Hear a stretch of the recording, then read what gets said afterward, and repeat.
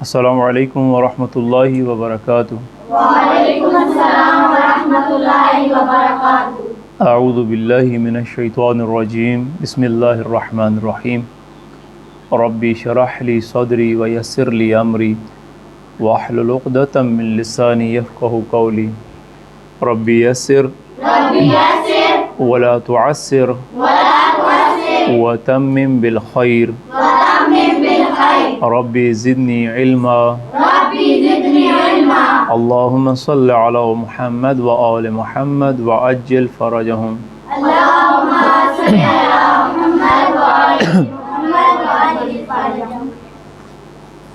درس احکام میں ہم پڑھ رہے تھے کہ احکام الہی کی اہمیت اور انہیں سیکھنے کا طریقہ، اس پہ ہم مفصل طور پر گفتگو کر رہے ہیں، یعنی تفصیل کے ساتھ گفتگو کر رہے ہیں کہ جو احکام الہی ہیں یہ ان کی اہمیت کیا ہے۔ یہ عرض کیا، میں نے بتایا، آپ کو سمجھایا ہے۔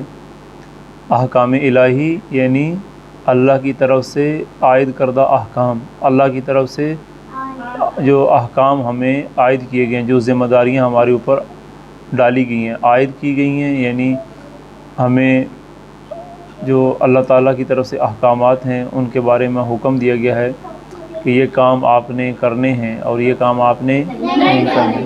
تو احکام الہی کی اہمیت ہے کچھ، اور دوسرا انہیں سیکھنے کا طریقہ، یہ انشاءاللہ آگے ہم اس کو پڑھیں گے۔ یہ ابھی جو درس چل رہا وہ یہ ہے کہ احکام الہی کی جو سیکھنے کی اہمیت کیا ہے۔ اس چیپٹر کو کوشش کرتے ہیں جلدی مکمل کر لیں۔ ہم یہاں پہنچے تھے کہ مخبر صادق امام جعفر صادق علیہ السلام کی ایک حدیث ہے جو انہوں نے رسول اللہ سے نقل کی تھی، اور اس میں یہ فرمایا تھا امام نے کہ یہ جو دین خدا ہے، اللہ کا دین ہے، یہ جو ہم جس دین کی وجہ سے ہم مسلمان ہیں، اللہ کا دین کون سا ہے؟ اسلام۔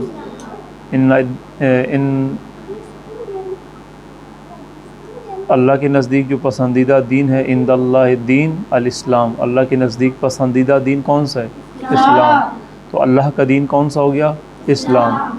تو جو اللہ کا دین ہے، دین خدا ہے، اس میں امام فرماتے ہیں کہ آپ دانشمند بنیں اور مجتہد بنیں، یعنی آپ کے اندر دانش ہونی چاہیے، آپ کے اندر علم ہونا چاہیے، آپ کے اندر شعور ہونا چاہیے، اس کے بارے میں دانشمندی ہونی چاہیے، اور آپ مجتہد بنیں، اجتہاد کریں، جہد کریں، کوشش کریں دین سیکھنے کی۔ سمجھ آ رہی ہے؟ دین سیکھنے کی کوشش کریں۔ احکام یہی جو ہم کتاب ابھی پڑھیں گے انشاءاللہ آگے چل کے تھوڑا تھوڑا، یہ احکام کی کتاب ہے، اور احکام وہ کام ہیں، وہ ذمہ داریاں ہیں، وہ فریضے ہیں جو ہم نے انجام دینے ہیں۔ کچھ کام ہیں جو ہم نے کرنے ہیں، اور کچھ کاموں سے ہمیں منع کیا گیا ہے کہ یہ کام ہم نے نہیں کرنے، ان سے اجتناب کرنا ہے، پرہیز کرنا ہے۔ سامنے دیکھیں تو امام یہی فرماتے تھے کہ آپ دین خدا میں دانشمند بنیں، مجتہد بنیں، اور جو پرانے دور کے جاہلیت کے دور کے جو بدو تھے، جاہل تھے، ان کی طرح مت بنیں۔ تو اگر آپ ایسے بنے تو کیا ہوگا؟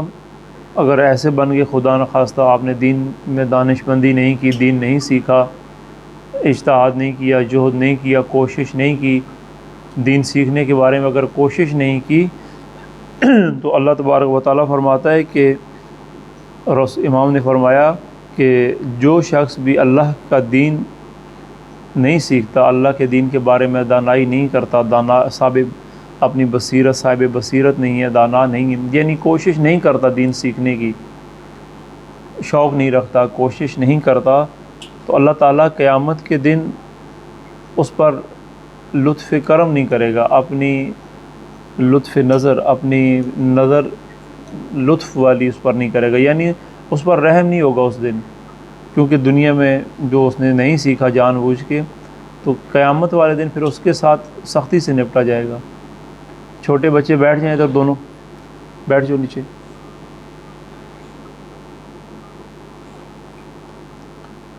اور نہ ہی اس کے اعمال پر پاکیزگی کی مہر لگے گی، یعنی جو ہمارے اعمال ہوں گے، جو عمل ہم نے یہاں کیے ہیں، جب ہم نے نیک عمل ہی نہیں کیے ہوں گے، جب پاک اعمال کیے نہیں ہیں، پاکیزگی کی ہی نہیں ہے، یعنی معمور ہوگی نا، ایک بندہ ہوگا پاکیزہ عمل کیے ہیں، یعنی ایک بندہ جو وضو کرتا ہے، ایک بغیر وضو کے ہوتا ہے۔ اب پاکیزہ کون ہے، وضو والا یا بغیر وضو والا؟ وضو والا۔ تو اب پاکیزگی کی مور وضو والے پہ لگے گی یا بغیر وضو والے پہ لگے گی؟ وضو والے پہ۔ یعنی کیا، اس نے ایک عمل کیا، پاکیزگی کا عمل کیا ہوا ہے، اب مور لگی ہے کہ یہ پاک ہے، پاکیزہ ہے، اس نے وضو کیا ہوا، اب قرآن کو بھی ہاتھ لگا سکتا ہے، اب نماز بھی ادا کر سکتا ہے، ہر پاک کام کر سکتا ہے، اس لیے کہ اپنے آپ کو پاکیزہ کیا ہوا۔ شاباش۔ اب آتے ہیں کہ آج یہ پچھلا خلاصہ بیان کیا ہے۔ اسی طرح امام صادق علیہ السلام سے یہ روایت ہے کہ رسول اللہ صلی اللہ علیہ وآلہ وسلم نے فرمایا کہ میں ایسے مسلمان پر غضبناک ہوں اور اس سے بیزار ہوں جو اپنے دین کے مسائل اور معارف اور احکام کے بارے میں سوال کرنے کے لیے ہفتے میں ایک دن مخصوص نہ کرے۔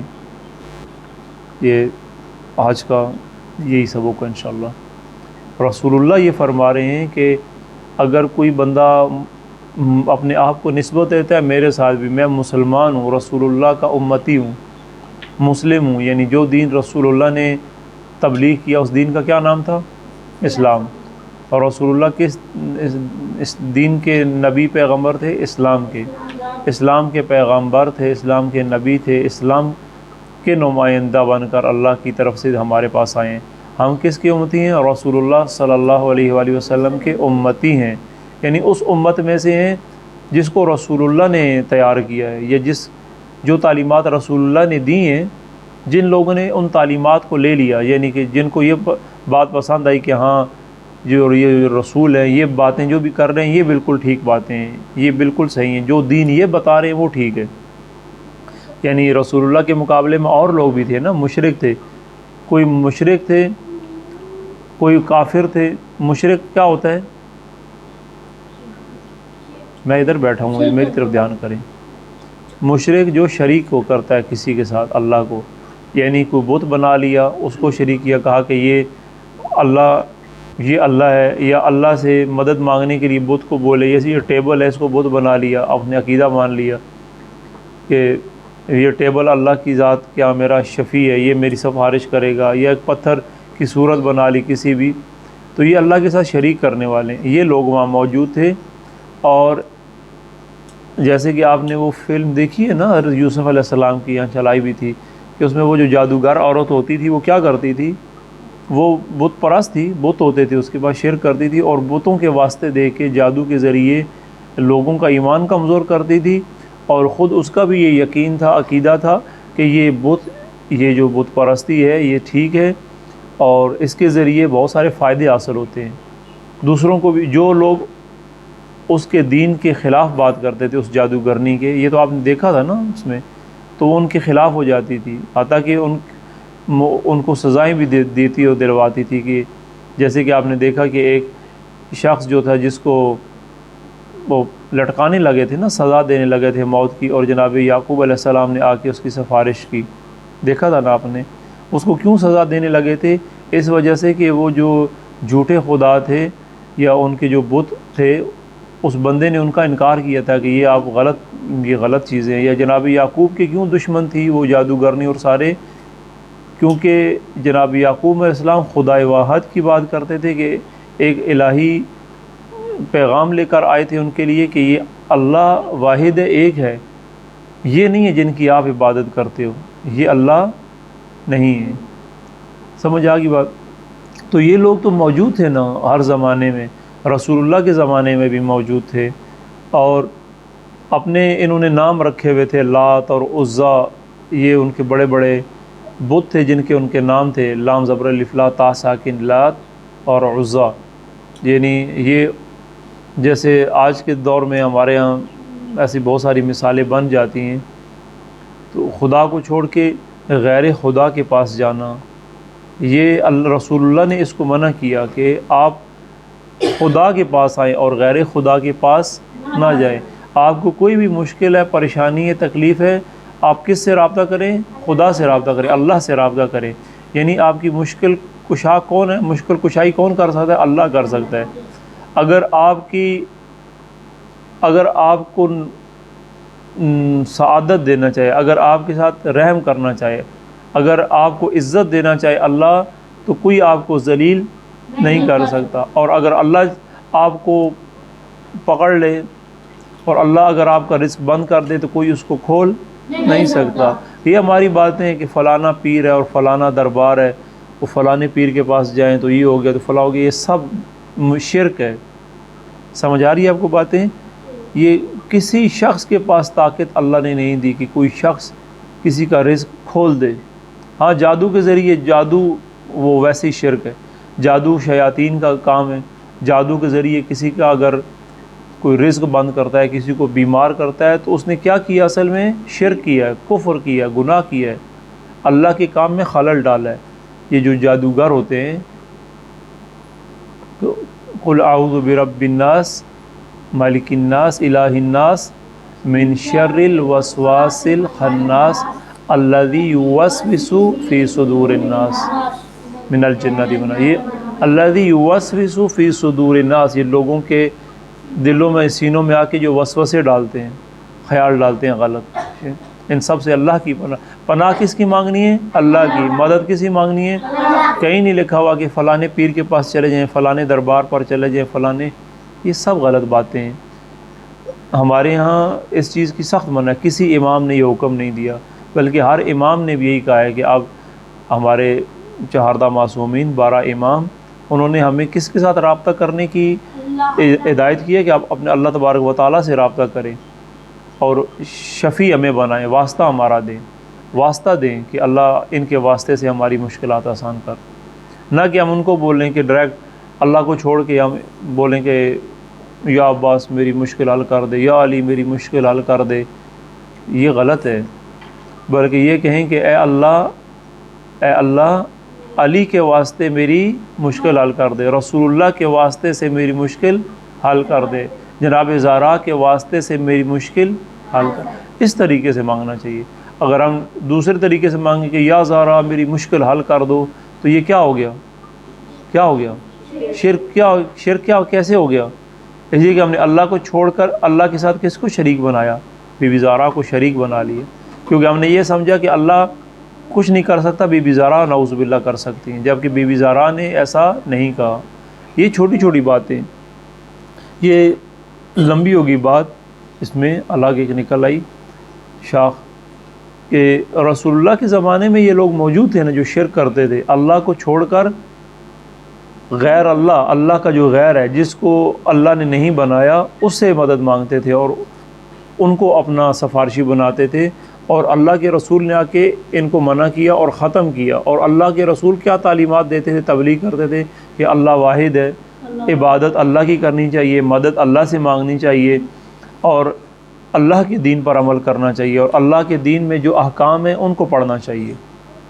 اللہ نے کتاب میں حلال اور حرام بتایا ہے کہ یہ احکام ہے آپ کے، یہ چیز حرام ہے اور یہ چیز حلال ہے، یہ کام آپ نے کرنا ہے اور یہ کام آپ نے نہیں کرنا. اگر خدا نخواستہ کوئی گناہ کو غلطی ہو گئی ہے تو اس کی حدود ہیں. اگر چوری کرتا ہے انسان، اس کے بارے میں لکھا ہے اس کو کیا سزا دینی چاہیے. کوئی کسی کو قتل کرتا ہے، اس کے بارے میں سزا ہے. اسی طرح معاملات ہیں. یہ جیسے ہم نماز پڑھتے ہیں، وضو کیسے کرنا ہے کتاب میں موجود ہے، ٹھیک ہے. نماز کس طرح منہ کر کے پڑھنی ہے کتاب میں موجود ہے. کتاب یہ نہیں قرآن. شاباش. تو رسول اللہ یہ فرماتے ہیں کہ دیکھیں، اگر آپ نے، آپ بات سمجھنے کی کوشش کریں، اتنی تمہید میں نے باندھی ہے کہ رسول اللہ نے توحید کا پرچار کیا، یعنی اللہ واحد کی ذات کے بارے میں بتایا کہ صرف ہمارا جو سب سے مین مرکز ہے ہمارے دین کا، جو ریڑھ کی ہڈی ہے، جو ایک چیز سب سے مضبوط ہے، جو واحد ہے، وہ یہ توحید. کیا ہے؟ توحید کے علاوہ توحید کے اوپر کسی طرح کا سمجھوتا نہیں ہے. امام علی نے سختی سے کہا ہے کہ اللہ کے ساتھ کوئی شریک نہیں ہے، اللہ کے ساتھ کسی کو برابر نہیں ٹھہرانا ہم نے، واحد. اور پھر اسی طرح نبوت، امامت، قیامت، یہ آگے، ٹھیک ہے. اب رسول اللہ نے جو دعوت دی، ہم تک تو رسول نہیں پہنچے نا، ہم نے تو سنا ہے. جیسے ہم مسلمانوں کے گھر میں پیدا ہوئے ہیں تو ہم کیا ہو گئے ہیں؟ مسلمان. شیعوں کے گھر میں پیدا ہو گئے تو کیا ہو گئے؟ ٹھیک ہے، شیعہ ہو گئے. جو سنیوں کے گھر میں پیدا ہوگے وہ کیا ہوگے؟ سنی. جو عیسائیوں کے گھر میں پیدا ہوگے وہ عیسائی. تحقیق کسی کی نہیں ہے، یعنی کوئی بھی قبول کر کے نہیں آیا. یعنی کہ اب ہم جتنے ابھی تک میں نے کافی دفعہ یہ آپ کو سمجھانے کی کوشش کی ہے کہ ہم نے کبھی یہ سوچا ہی نہیں ہے کہ ہم مسلمان ہیں، کیوں ہیں، کیسے ہیں. اگر ہم مسلمان ہیں تو کس وجہ سے ہیں، کس لیے ہیں. اب رسول اللہ کے جو ہم امتی ہیں تو رسول نے کیا کہا تھا. اگر ہم جو اپنے آپ کو مسلمان کہتے ہیں، جو اتنی چیزیں کرتے ہیں، ان کا مقصد کیا ہے؟ ان کا مقصد کیا ہے؟ قربتاً الی اللہ، اللہ کی قربت کے لیے، اللہ کی رضا کے لیے. یعنی جتنے بھی ہم کام کرتے ہیں دین کے اندر وہ کس کو راضی کرنے کے لیے کرتے ہیں؟ اللہ کی رضا کے لیے کرتے ہیں. یہ چیز ہے. کسی انسان کو، خدا کے علاوہ کسی کو راضی ہم نے نہیں کرنا، اللہ کو راضی کرنا ہے. اور کس طریقے سے کرنا ہے؟ رسول اللہ کے طریقے سے کرنا ہے، اہل بیت کے طریقے سے کرنا ہے. یعنی جو طریقہ اہل بیت نے بتایا اور جو طریقہ رسول اللہ صلی اللہ علیہ وآلہ وسلم بتایا. اب سمجھیں، اب رسول کیا کہتے ہیں کہ جو بندہ بھی یہ کہتا ہے کہ بے جی مسلمان ہوں، کس کا امتی ہوں؟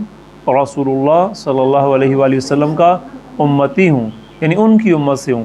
میں رسول اللہ کے طریقے پہ ہوں، یعنی جو طریقے رسول اللہ نے زندگی میں بتائے ہیں میں ان کو مانتا ہوں. اور جو مشرک کرتے تھے، کافر کرتے تھے، ان طریقوں کو نہیں مانتی. اب جن طریقوں کو آپ نہیں مانتے اور کہتے ہیں کہ رسول اللہ کے طریقوں کو مانتے ہیں، تو خالی ماننا کافی ہے یا عمل کرنا ضروری ہے؟ عمل کرنا ضروری ہے نا. مثلا میں کہوں کہ جی رسول اللہ نے، میں مانتا ہوں جی، کیوں؟ میں رسول اللہ کا طریقہ مانتا ہوں. رسول اللہ نے کہا نماز ادا کرنی چاہیے، اور مشرک کہتے ہیں کہ بتوں کے آگے جا کے سجدہ کرنا چاہیے. تو میں کس کی بات مانوں؟ یعنی کیا کروں؟ میں نماز ادا کروں. یہ میرا مطلب. میں نے کہا جی کہ مجھے وہ پسند ہے، میں یہ مانتا ہوں کہ رسول اللہ نے جو کہا وہ ٹھیک ہے. اب ماننا ٹھیک ہے یا رسول اللہ کی طرح نماز ادا کرنا بھی لازمی ہے؟ نماز ادا کرنا. اسی طرح رمضان ہے، رسول اللہ خود بھی 20 دن اعتکاف کرتے تھے، ٹھیک ہے، یا 10 دن اعتکاف کرتے تھے مسجد میں تو رمضان میں. اور یہ سنت رسول ہے کہ رسول اللہ 10 دن اعتکاف کرتے تھے. یعنی 20 دن وہ میرے منہ سے نکل گیا کہ ایک دفعہ رسول اللہ کسی مجبوری سے، کوئی شاید جنگ تھی، اس جنگ میں رمضان میں اعتکاف نہیں بیٹھ سکے. 10 دن ہر مہینے رمضان میں، ہر سال جب رمضان کا مہینہ آتا تو 10 دن کیا بیٹھتے تھے؟ اعتکاف بیٹھتے تھے. یعنی مسجد میں اپنے آپ کو محدود کر لیتے تھے، وہاں راز و نیاز اور عبادت کرتے تھے. ایک دفعہ جب نہیں بیٹھ سکے تو اگلے سال رسول اللہ کتنے دن اعتکاف بیٹھے تھے؟ 20 دن بیٹھے تھے. یعنی پچھلے 10 دن قضا کیے تھے. اب ہم یہ کہیں کہ بالکل میں رسول اللہ کو مانتا ہوں، ان کی دین کو مانتا ہوں، وہ ان کا طریقہ بہت اچھا ہے، وہ اعتکاف بیٹھتے تھے، بہت اچھی بات ہے، میں مانتا ہوں. اب خالی ماننا کافی ہے یا مجھے بیٹھنا بھی چاہیے اعتکاف میں؟ بیٹھنا بھی چاہیے. یہ ہے نا اصل تو. یہ پھر پیروکاری ہے نا. ماننے والے تو بہت سارے ہیں نا. جیسے ابھی ادھر آپ کو بے شمار ملیں گے، ہندو ملیں گے، وہ کہتے ہیں جی ہم امام حسین کو مانتے ہیں، ہم مولا علی کو مانتے ہیں، کہتے ہیں نا. لیکن عبادت کس کی کرتے ہیں؟ اللہ کی یا بتوں کی؟ بتوں. عبادت کس کی کرتے ہیں؟ بتوں کی. منتیں کس سے مانگتے ہیں؟ بتوں سے. اور زبان سے کیا کہتے ہیں کہ ہم مولا علی کو بھی مانتے ہیں، امام حسین کو بھی مانتے ہیں، کہتے ہیں نا. ایسے کتنے ہندو شاعر ہیں جنہوں نے امام حسین کے قصیدے لکھے ہیں، شعر لکھے ہیں، مولا علی کے لکھے ہیں. تو ان کے یہ شعر لکھنے سے، قصیدے لکھنے سے آیا وہ مومن ہے، مسلمان ہے؟ نہیں ہے. کیا وہ جنت میں چلے جائیں گے؟ نہیں. یہ تو ان کا ایک عشق ہے جو انہوں نے ویسے کیا ہے، یا جو بھی معاملہ ہے. اب یہیں ہم کہتے ہیں نا. اب اس میں اور ہم میں کیا فرق ہے؟ اگر ہندو بھی کہتا ہے ہم امام حسین کو مانتے ہیں، ہم امام علی کو مانتے ہیں، اور ہم بھی کہتے ہیں ہم امام حسین کو مانتے ہیں، امام علی کو ہم مانتے ہیں، جی ہم ماننے والے ہیں. جیسے یہ مثال سنی بہت سارے کہتے ہیں ہم اہل بیت کے ماننے والے ہیں. سنی اہل سنت کہتے ہیں کہ ہم اہل بیت کو ماننے والے ہیں، مانتے ہیں اہل بیت کو. یہاں یہ بات سمجھنی کہ اہل بیت کو مانتے ہیں کہ کیا جی وہ ان کی بہت عزت ہے، وہ رسول اللہ کے گھر والے ہیں، اور ان کے اوپر درود پڑھتے ہیں، اور یہ وہ ان کی بہت عزت ہے. وہ قیامت والے دن جنت جہنم، اللہ تعالیٰ جنت میں ان کی اجازت کے بغیر کسی کو داخل نہیں کرے گا. یہ اہل سنت کا ہم مانتے ہیں. یعنی یہ ہم مانتے ہیں کہ ان کی بہت عزت ہے، لیکن ان کی بات کو نہیں مانتے، ان کے طریقہ کار کو نہیں مانتے. مثلا یہ اگر کوئی دیکھے تو اس پہ اس کو سوچنا چاہیے اس بات پہ کہ ہم کہتے ہیں جی ہم اہل بیت کو مانتے ہیں، اہل بیت کو تو مانتے ہیں، لیکن جو کام اہل بیت نے کیے ہیں وہ نہیں مانتے. اہل بیت کو مانتے ہیں اور جو کام اہل بیت نے بتائیں جو خود کیے ہیں وہ ہم نے نہیں کرنے. ہم کرتے ہیں؟ نہیں کرتے. مثلا ہم بہت سارے کام ہیں، جیسے ابھی ہمارے ہاں یہ مجلسیں ہوتی ہیں، آپ جاتے ہیں مجلسوں پہ، جب مجلسوں پہ جاتے ہیں تو مجلس چل رہی ہوتی ہے، ادھر اذان ہو جاتی ہے۔ اب کہیں بھی کسی جگہ تاریخ میں ایسا نہیں کسی نے بتایا کہ اذان کا وقت ہو اور امام علی، امام حسین یا امام موسیٰ کاظم یا جعفر صادق یا رسول اللہ، اہل بیت میں سے کوئی یا چہاردہ معصومین سے کوئی شخصیت، کوئی ہستی اذان ہو رہی ہو اور وہ کسی اور کام میں لگا ہوا ہو؟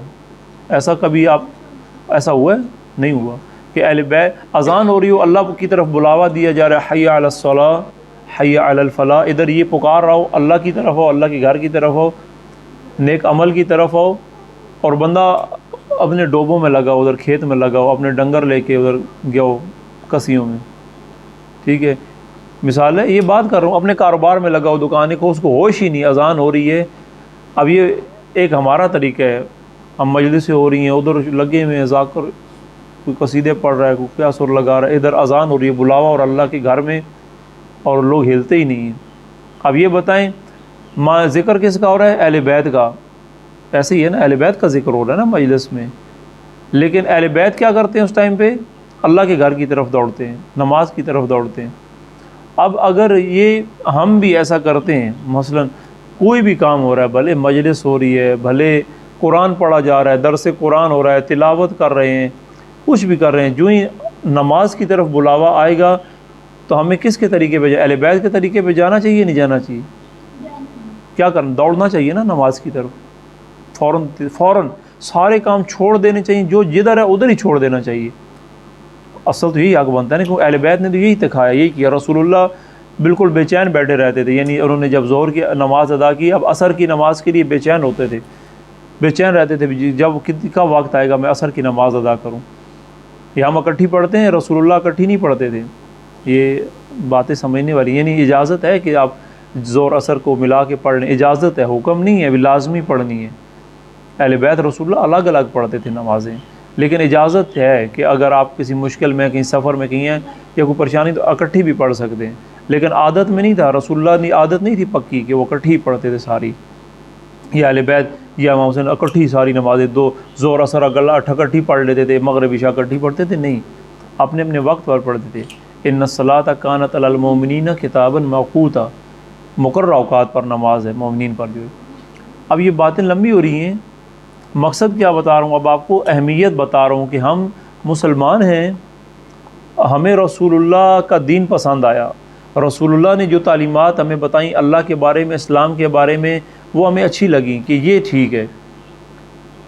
اگر ہم مسلمان ایسے ہوئے، اگر ویسے ہی حادثے کے طور پر مسلمانوں کے گھر میں پیدا ہو گئے ہیں تو ہمیں پتہ ہی نہیں ہے، نہ ہمارے ماں باپ نے ہمیں بتایا کہ اسلام کیا ہے، نہ ہمارے علماء نے بتایا، نہ ہمارے مولویوں نے بتایا، نہ ہمارے معاشرے نے ہمیں بتایا، ہم بھی جانوروں کی طرح ہیں، یعنی ہماری وہ زندگی ہے جیسے ہندوؤں عیسائیوں والی زندگی ہے، زندگی اس طرح گزار رہے ہیں، لیکن وہ اپنے باطل دین پر قائم ہیں، یعنی وہ اپنے بتوں کو بھی پوجتے ہیں، سارے کام کرتے ہیں کیونکہ ان کا عقیدہ ہے، لیکن ہم اپنے دین پر قائم نہیں ہیں، یعنی نہ ہماری زندگی، ہمارے گھروں میں نماز کا اہتمام ہے، نہ باجماعت نماز کا اہتمام ہے، نہ قرآن، رسول اللہ نے بولا کہ میں دو چیزیں قرآن اور اہل بیت آپ کے لیے چھوڑ کے جا رہا ہوں، نہ قرآن ہے ہمارے پاس، نہ اہل بیت ہے ہمارے پاس، نہ اہل بیت کی مرضی کے مطابق ہم کام کرتے ہیں، نہ اہل بیت کی مرضی کو مانتے ہیں، یعنی کوئی بھی کام ہم نہیں کرتے ان کے، ہم صرف اہل بیت کو مانتے ہیں لیکن اہل بیت کی نہیں مانتے۔ سمجھ آ رہی ہے؟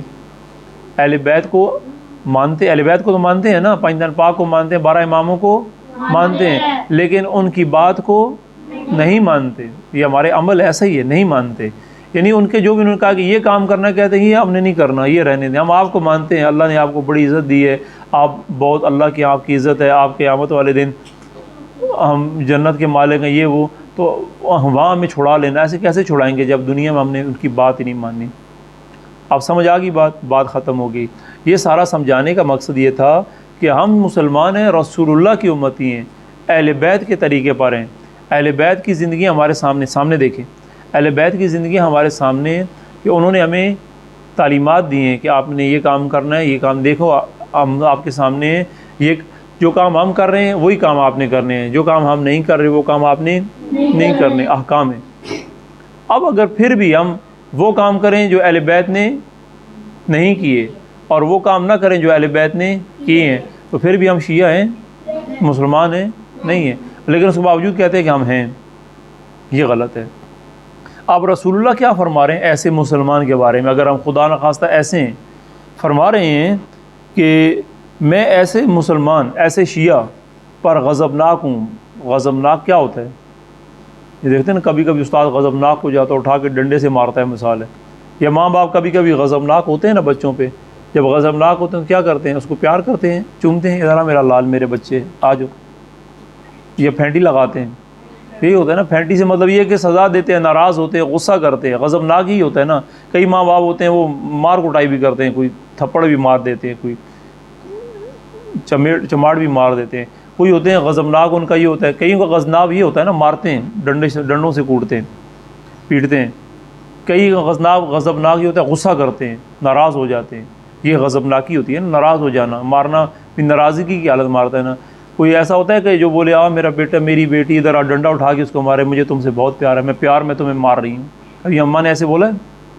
پیار میں تو کوئی بھی نہیں اتنا مارتا، وہ ناراضگی میں ہی، ناراضگی کا کوئی ایسا کام ہو جاتا ہے جس سے ماں باپ غضبناک ہو جاتے ہیں۔ غضب یعنی ان کو غصہ بہت آ جاتا ہے ناراضگی کی وجہ سے، یہ حالت ہوتی ہے۔ اب غضبناک آپ کو سمجھ گئے نا، کہ جب ماں باپ غضبناک ہوتے ہیں تو کیا کرتے ہیں ہمارے ساتھ، وہ آپ کو پتہ ہے نا سب کو۔ تو اب رسول اللہ یہ کہتے ہیں کہ میں ایسے شیعہ سے، ایسے مسلمان سے غضبناک ہوں اور اس سے بیزار ہوں۔ بیزار یہ جیسے ماں باپ کہتے ہیں غضبناک ہو کے بیزار ہو جاتے ہیں، پھر کئی ماں باپ تو دو دن بلاتے ہی نہیں، منہ ہی لگاتے، ناشتہ بھی نہیں دیتے صبح، ٹھیک ہے۔ کئی ہوتے ہیں شام تک وہ بولتے ہیں میں تم سے ناراض ہوں، بیزار ہوں، مجھ سے بات نہیں کرنا، ایسے ہوتا ہے نا کہ ماں ناراض ہوں، بیزار ہوں، میں اب میں آپ کو بالکل نہیں بلاؤں گی، ماں کہتی ہے، باپ کہتا ہے کہ آج کے بعد میں تمہیں بالکل نہیں بلاؤں گا، ایسے ہوتا ہے نا۔ اس کو بیزاری کہتے ہیں کہ بندہ بیزاری بس۔ اب رسول اللہ کیا کہتے ہیں کہ میں ایسے شیعہ، ایسے مسلمان پہ غضبناک ہوں، سخت ناراض ہوں اور بیزار ہوں اس سے، کس لیے کہ جو اپنے دین کے مسائل نہیں سیکھتا، یعنی کم از کم ہفتے میں ایک دن اگر وہ نہیں رکھتا، ہفتے میں ویسے تو روز سیکھے، روز اپنا دین سیکھے، یہ نہیں ہے بھی ہفتے میں ایک دن سیکھنا ہے نا۔ رسول نے کہا کہ اگر کوئی شیعہ مسلمان کم از کم روزانہ نہیں تو 2 دن، ہفتے میں 3 دن 4 دن نہیں تو اگر ایک دن بھی پورے ہفتے میں 7 دنوں میں اگر ایک دن بھی مخصوص نہ کر لے، یعنی مخصوص یعنی کہ ہفتے والا دن کہ جی اب میں اتوار والا دن میری پکی ہے، میں نے اتوار کے اتوار میں نے صرف اور کو کام نہیں کرنا، میں نے 2 گھنٹے مسائل پڑھنے، احکام پڑھنے، یا پیر والا دن یا یعنی کوئی ایک دن مخصوص کر لے۔ اگر کوئی بندہ، رسول کہتے ہیں ایسا نہ ہو کہ جو دین کے مسائل سیکھنے میں، معارف اور احکام، یہ اللہ نے کیا حلال کیا کیا حرام، یہ سیکھنے کے لیے اگر ایک دن بھی ہفتے میں نہ نکالے، ویسے تو روز ہے نا، روزانہ نکالے، لیکن اگر پورا ہفتہ بھی اس کو خیال نہ ہے، پہلے ایک دن گزر گیا، 2 دن گئے، 3 4 5 6 7 دن گزر گئے، مہینہ نہیں، اگر اس نے ہفتے کے اندر ایک دن بھی مخصوص نہیں کیا وہ اپنے لیے، تو رسول اللہ کہتے ہیں میں بڑا سخت غضبناک ہوں، ناراض ہوں اس کے لیے۔ غضبناک ہونے کا کیا آتا ہے پھر؟ غضبناک آپ کو پتہ ہے، میں نے آپ کو بتایا جیسے ماں باپ غضبناک ہوتے ہیں کیا کرتے ہیں، نہیں بیزار ہو جائیں گے، وہاں پھنس جائیں گے۔ قیامت والے دن ہم جب یا رسول اللہ کے سامنے جب قبر میں جائیں گے تو ہمارے ساتھ کیا ہوگا؟